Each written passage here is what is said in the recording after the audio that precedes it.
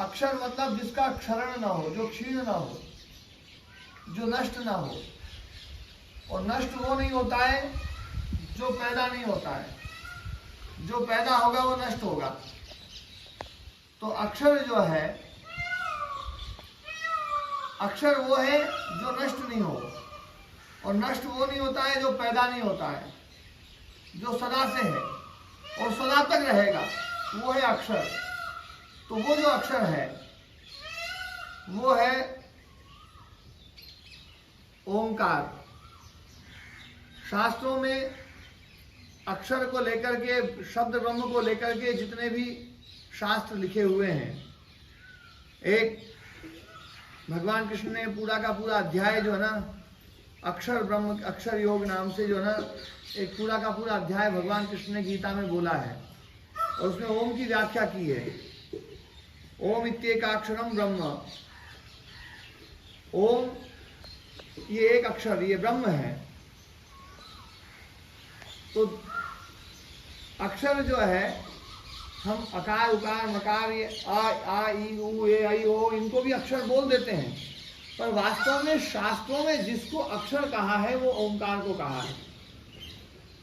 और ये जो ओंकार है, हम जो ओम बोलते हैं ये तो है ध्वनि, हम जो ओम बोलते हैं ये तो क्या है, ध्वनि है। लेकिन एक ओंकार ऐसा है जो इस ध्वनि से परे है, उसका अनुकरण ये ध्वनि करती है। जैसे कई बार ये मोर बोल रही है, और इस मोर जो बोल रही है इसको हम जो है अनुकरण करते हैं तो क्या बोलेंगे? जैसे कोयल बोलती है, हम बोलते हैं कू कू। अब कोयल कू नहीं बोल रही है, कोयल तो कुछ और बोल रही है, हम उसका अनुकरण करते हैं। कुत्ता बोलता है तो हम अनुकरण करते हैं, भो ना, भो भो भो, है ना, जो ना ऐसा करते हैं। जबकि कुत्ता कुछ अलग ढंग से बोल रहा है, गाय अलग ढंग से बोल रही है, हम बोलते हैं माँ, तो हम जो है उसका अनुकरण करते हैं। तो हमारी जो ध्वनि है वो अनुकरण ध्वनि है। ऐसे ही ओंकार एक ध्वनि इस पूरे ब्रह्मांड में व्याप्त है, और हम उसका अनुकरण करते हैं।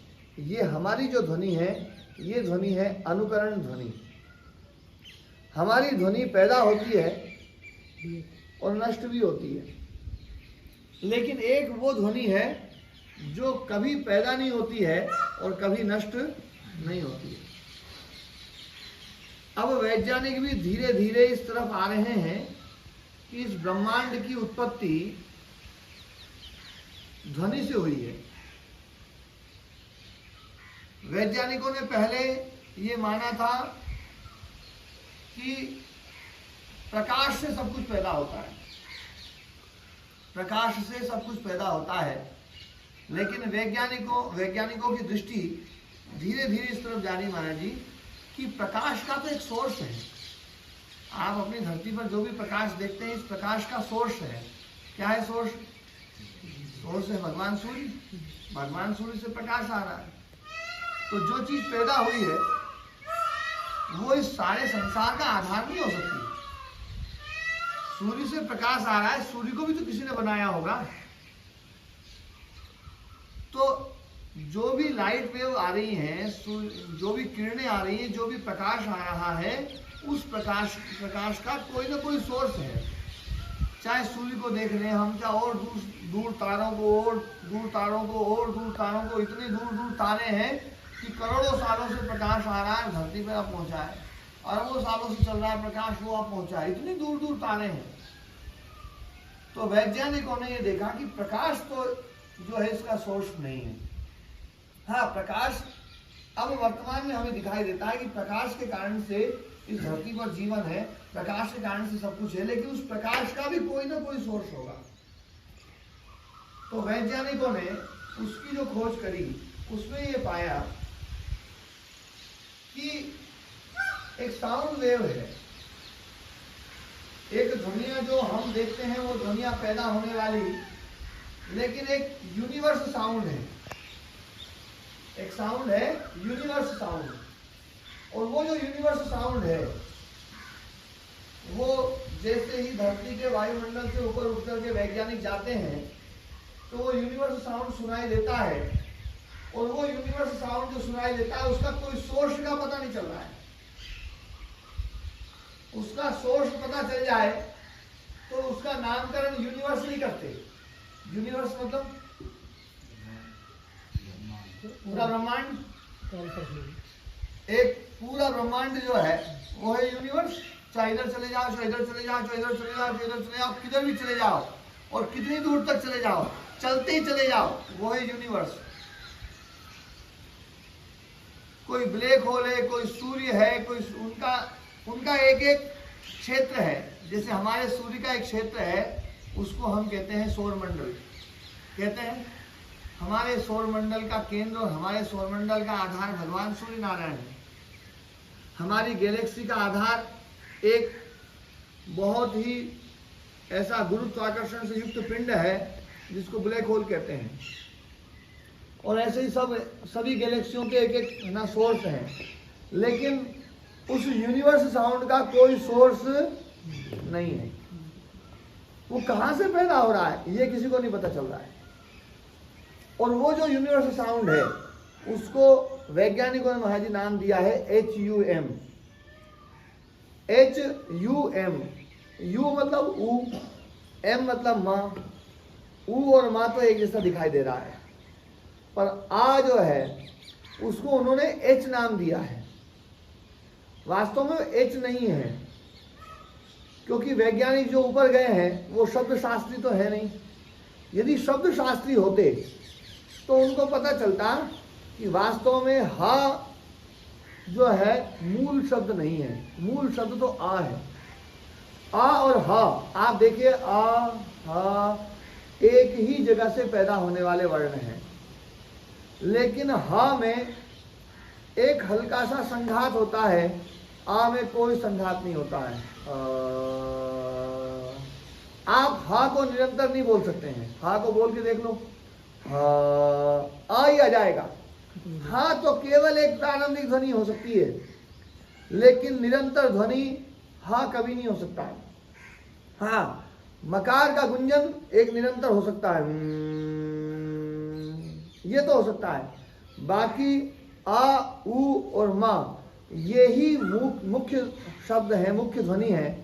और वो जो ध्वनि है उसमें ऐसा नहीं है महाराज जी कि पहले आ बोल रहा है, फिर ऊ बोल रहा है और फिर माँ बोल रहा है, ऐसा नहीं है। आप उस ध्वनि को सुनेंगे तो आपको ऐसा लगेगा कि आ सुनाई दे रहा है, फिर आप कहेंगे अच्छा आ के साथ साथ ऊ भी एक साथ ही हो रहा है, और ऐसा लगेगा कि माँ भी साथ साथ हो रहा है। अकार, उकार, मकार तीनों एक साथ चल रहे हैं। हम तो बोलते हैं तो पहले ओ बोलेंगे, ओ बोलेंगे, ओ में भी आ पहले है और ऊ बाद में है। ओ और औ एक जैसे ध्वनि शब्द हैं। आप औ बोल के देखो, औ।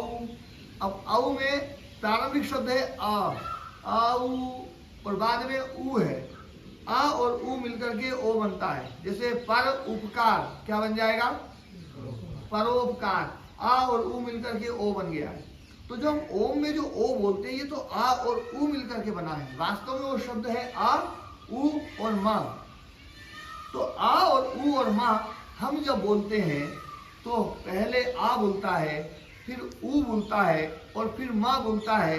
हमारी ध्वनि में क्रम है, हमारी ध्वनि में पूर्वापरता है। पहले कोई वर्ण बोलेगा वो खत्म हो जाएगा तो दूसरा वर्ण बोलेगा, और दूसरा वर्ण खत्म हो जाएगा तो तीसरा वर्ण बोलेगा। लेकिन वो जो ओंकार है जिसको अक्षर ब्रह्म कहा है, शब्द ब्रह्म कहा है, वो ऐसा नहीं है। उसमें तो ये तीनों एक साथ चलते हैं। न वो घटता है न वो बढ़ता है, वो एक रस रहता है। उसी को नाद कहा गया है, उसी को स्फोट कहा गया है, उसी को शब्द ब्रह्म कहा गया है, उसी को ज्ञान का परम धाम कहा गया है। क्योंकि ज्ञान का परम धाम तो शब्द है, शब्द से ही ज्ञान होता है। और शब्द वो जो अनंत हो, शब्द वो जो अनादि हो, शब्द वो जो सर्वव्यापक हो, शब्द वो जिसको कोई बना ना सके, जिसको कोई पैदा ना कर सके, जो सबको पैदा करे, वो शब्द वो है ओंकार। और इसीलिए भगवान कृष्ण ने गीता में ओम तत्सत की व्याख्या भी महाराज जी करी है, और उसमें ओम नाम सबसे मुख्य रूप से बताया है कि आपको ध्यान लगाना है तो ओम का ध्यान करें। ओम ये ब्रह्म है, तस्य वाचकः प्रणवः, उसका वाचक प्रणव ओंकार है। ओंकार की महिमा खूब शास्त्रों में कही गई है। तो ये ओंकार जो है ये ब्रह्म का मुख्य नाम है और ये एक सर्वव्यापक सत्ता है। हम जो बोल रहे हैं उस ओंकार से जुड़ने के लिए जब हम ओम का जप करते हैं ओम,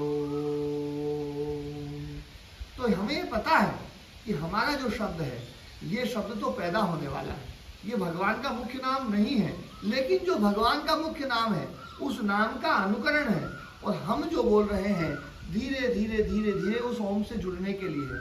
इसलिए आप लोगों ने सुना होगा कि जप 4 प्रकार का होता है। एक जप वो होता है जो वाणी से बोला जाता है, एक जप वो होता है जो उपांशु होता है जिसमें ध्वनि नहीं निकलती है, केवल होठ हिलते हैं। एक जप वो होता है जो मानसिक होता है जिसमें होठ भी नहीं हिलता है। देखो स्थूल से धीरे धीरे सूक्ष्म की ओर लौट रहे हैं। पहला जप जो जोर से बोला गया, दूसरा जप जिसमें ध्वनि धीरे धीरे कम हो गई, जो मुंह से निकलने वाली है, जो कान से पकड़ में आने वाली है, वो ध्वनि तो हमने कम कर दी क्योंकि उस ध्वनि का शब्द से मतलब नहीं है।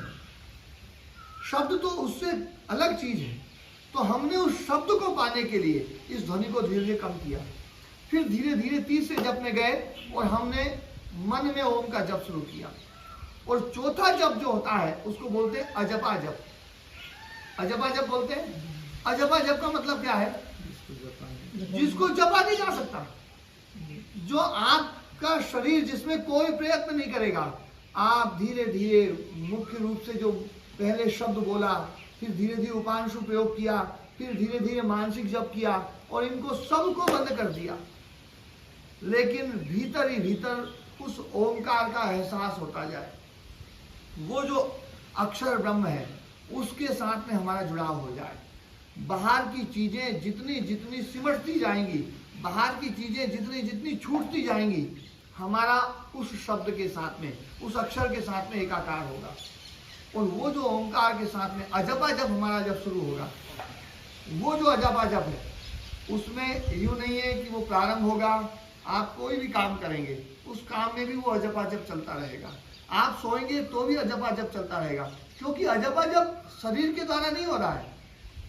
शरीर के द्वारा होता तो शरीर रुक जाए तो वो रुक जाता। जो चीज शरीर से चल रही है तो शरीर के सोने पर चीज सो जाएगी, चीज रुक जाएगी। शरीर काम करना शुरू करे तो शुरू हो जाएगी, लेकिन उसका संबंध शरीर से खत्म हो जाता है।